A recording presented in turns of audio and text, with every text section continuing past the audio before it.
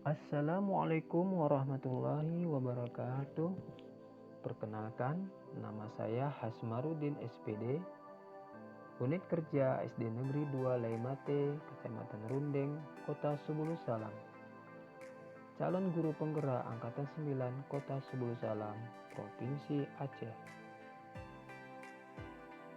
Baiklah, saya akan mengilustrasikan diri sebagai pembelajar sekaligus pembelajar yang dapat mengintegrasikan gagasan dari Bapak Ki Hajar Dewantara. Sebelumnya, yuk kita cari tahu siapa Ki Hajar Dewantara. Ki Hajar Dewantara adalah Bapak Pendidikan Indonesia. Terlahir dengan nama Raden Mas Suwardi Suryaningrat, lahir di Yogyakarta pada tanggal 2 Mei 1889. Tanggal lahirnya diperingati sebagai Hari Pendidikan Nasional dikarenakan beliau sangat berjasa di dunia pendidikan. Berpribadi keras tapi lembut dengan sosok sederhana. Adapun intisari dari pemikiran Ki Hajar Dewantara adalah 1. Pendidikan adalah menuntun. Maksud pendidikan itu adalah menuntun segala kekuatan kodrat yang ada pada anak-anak agar mereka dapat mencapai keselamatan dan kebahagiaan yang setinggi-tingginya baik sebagai manusia maupun anggota masyarakat. 2. Dasar pendidikan, kodrat anak untuk merdeka dan bermain. Pengaruh pengajaran itu umumnya memerdekakan manusia atas hidupnya lahir, sedangkan merdekanya hidup batin itu terdapat dari pendidikan. Maksud pengajaran dan pendidikan yang berguna untuk kehidupan bersama adalah kemerdekaan manusia sebagai anggota persatuan atau rakyat. 3. Pendidikan berpihak pada anak. Pokok pendidikan harus terletak di dalam pangkuan ibu bapa karena hanya dua orang inilah yang dapat berhamba pada sang anak dengan semurni-murninya dan seikhlas-ikhlasnya. Sebab cinta kasihnya kepada anak-anaknya boleh dibilang cinta kasih tak terbatas. Pendidikan yang menghamba pada anak menekankan pada minat, kebutuhan, dan kemampuan individu, menghadirkan model dan metode belajar yang menggali motivasi untuk membangun habitat anak menjadi pembelajar sejati, selalu ingin tahu terhadap informasi dan pengetahuan, suka dan senang membaca. 4. Pendidikan bukan tabula rasa, tetapi konvergensi teori. Anak bukan kertas kosong yang bisa digambar sesuai keinginan orang dewasa. Anak lahir dengan kekuatan kodrat yang masih samar-samar.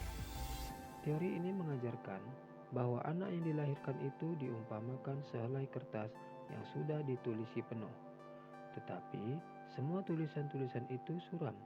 Lebih lanjut, menurut teori ini, pendidikan itu berkewajiban dan berkuasa menebalkan segala tulisan yang suram dan yang berisi baik, agar kelak nampak sebagai budi pekerti yang baik. Segala tulisan yang mengandung arti jahat hendaknya dibiarkan agar jangan sampai menjadi tebal, bahkan makin suram. 5. Dasar pendidikan. Guru ibarat petani. Seorang petani dalam hakikatnya sama kewajibannya dengan seorang pendidik. Yang menanam jagung misalnya, hanya dapat menuntun tumbuhnya jagung. Ia dapat memperbaiki kondisi tanah, memelihara tanaman jagung, memberi pupuk dan air, membasmi ulat-ulat atau jamur yang mengganggu hidup tanaman, dan lain sebagainya. 6. Pendidikan budi pekerti. Budi pekerti, watak, karakter adalah bersatunya atau perpaduan antara gerak, pikiran, perasaan, dan kehendak atau kemauan sehingga menimbulkan tenaga atau semangat. Budi pekerti atau watak diartikan sebagai bulatnya jiwa manusia. Dalam bahasa asing disebut sebagai karakter, yaitu jiwa yang berasas hukum kebatinan. 7.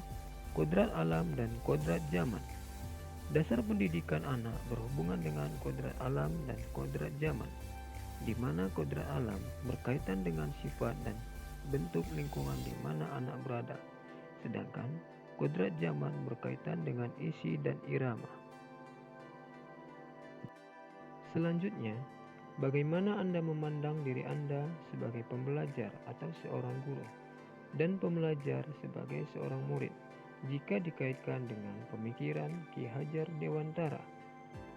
Pembelajar merawat dengan penuh kasih sayang serta menanamkan kebiasaan-kebiasaan baik, memberi contoh tentang perilaku baik dan manfaatnya.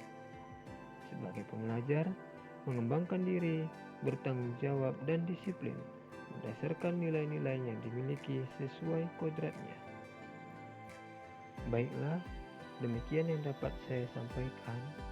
Lebih dan kurang saya mohon maaf. Bila taufiq wal hidayah. Wassalamualaikum warahmatullahi wabarakatuh.